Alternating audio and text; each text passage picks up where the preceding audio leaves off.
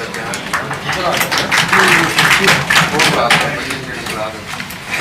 اور جو شخصیت اب آپ کے سامنے انتخاب کرے گی، میرا خیال ہے میں یہ سمجھتا ہوں کہ میرے پاس الفاظ ہی نہیں ہے ان کے بارے میں. میں بس ان کا نام ہی دوں گا کیونکہ میں سمجھتا ہوں کہ میرے پاس واقعی الفاظ نہیں ہے کہ میں ان کے بارے میں کچھ کہہ سکوں. جناب سید تبرک رضا صاحب. یس بسم اللہ الرحمن الرحیم. تمام حمد و ثنا ہے خود حفظ و برکت کے لیے جو ہم سب کا خالق و مالک ہے. انتہائی واجب الاحترام جناب سید محمد خالد آزاد صاحب معززین شہر اور آج کی اس تقریب کے مہمان خاص مرکز اور جن کے نام سے تقریب موسوم ہے جناب پیر محسن علی قریشی صاحب. اس سے پہلے جن لوگوں نے اظہار خیال کیا یہ تمام میرے لیے انتہائی محترم اور قابل عزت ہیں. ان میں سے ڈاکٹر امتیاز صاحب، احسانہ صاحب، علی رائی صاحب، ان سے کسی نہ کسی حوالے سے مجھے کچھ نہ کچھ سیکھنے کا شرف حاصل ہے. حسن محمود رامی میرا بھائی اور دوست بھی ہے اور ہم ایک ہم اثر بھی ہیں اور مل جل کے محبتوں کو بانٹتے رہتے ہیں. آج کی یہ تقریب پذیرائی یقیناً ایک بہت احسن اقدام ہے. ہماری اس روایات کے حوالے سے دم توڑتے ہوئے معاشرے میں دو روایات بڑی شدت کے ساتھ ختم ہوتی جا رہی ہیں، جن میں سے ایک کسی کو سراہنا اور دوسرا کسی کا شکریہ ادا کرنا ہے. ہم شکریہ ادا کرنے کو کمزوری سمجھتے ہیں. اگر میں نے اس کو شکریہ کہہ دیا تو شاید میں چھوٹا ہو جاتا ہوں، اور کسی کے سراہنے کو بھی ہم اپنے لیے چھوٹا ہونا سمجھتے ہیں کہ شاید اگر کسی کو سراہا گیا تو ہم چھوٹے ہو جائیں گے. لیکن یہ دونوں ایسی روایات ہیں جو میں نے اپنے قبیلے میں اپنے بزرگوں سے حاصل کی اور جن پر میں آج بھی فخر کرتا ہوں کہ ہمارے ہاں کسی کی تعریف کرنا اور کسی کا شکریہ ادا کرنا کبھی معیوب نہیں ہے.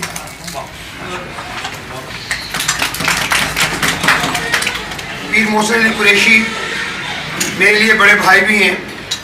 اور جب میں نے کبیروالا میں صحافت کا آغاز کیا، جب میں نے اس میدان میں قدم رکھا، تو میں بڑے اعتماد اور یقین سے کہہ سکتا ہوں کہ اس میدان میں میری پہلی رہنمائی کرنے والے بھی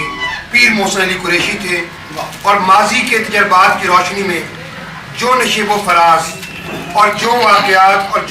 جو کچھ بنیادی حقائق سے انہوں نے آگاہ کیا تھا، 10-12 برس گزر جانے کے بعد جب وہ چیزیں خود رونما میرے ساتھ بھی ہوئیں تو میں نے نہیں کہا کہ آپ نے اس وقت بھی سچ کہا تھا. اور آج تجربات سے گزرنے کے بعد میں ان باتوں کی تائید کرتا ہوں کہ واقعاً آپ کے تجربات مجھ سے پہلے تھے. مجھے آپ کے تجربات کو رہنما اصول بنا کے کچھ معاملات کے اندر وہی راستے اختیار کرنے چاہیے تھے جن کی آپ نے اس وقت نشاندہی کی. اس بات کا برملا میں آج یہاں پہ اعتراف بھی کروں.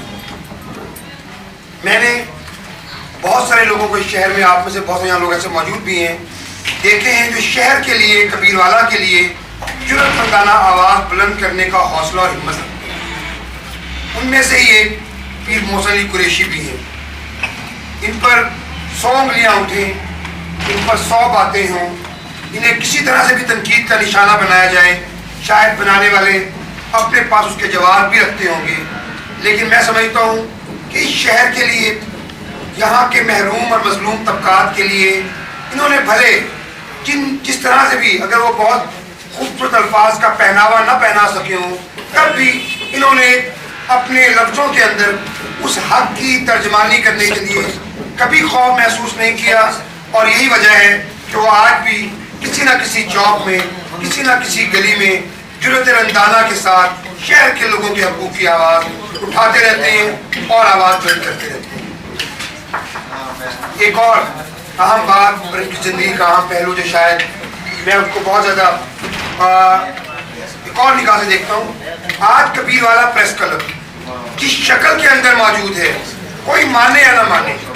کوئی تسلیم کرے یا نہ کرے، لیکن یہ ایک بین حقیقت ہے کہ اس وقت ان 4 جرنلسٹوں کو جمع کر کے ایک انجمن کی بنیاد رکھنے کے لیے متحرک اور فعال پیر محسن علی قریشی تھا، جس نے پریس کلب کبیروالا کو اس وقت قائم کرنے کے لیے ایفرٹس کیے تھے.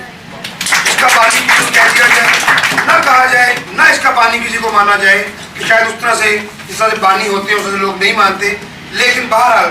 उस अव्वलीन फर्द का रोल अदा करने में पीर मोहसिन कुरैशी का कल भी हिस्सा था, और मैं समझता हूँ उसको आज कोई मानता है तो ये बड़ी अच्छी बात है, लेकिन न माने तो उससे शायद मोहसिन कुरैशी को फर्क नहीं पड़ता कि बहुत सारे उसके काम ऐसे हैं जो उसने किए, लेकिन उसने ना कभी रिवार्ड की तमन्ना रखी,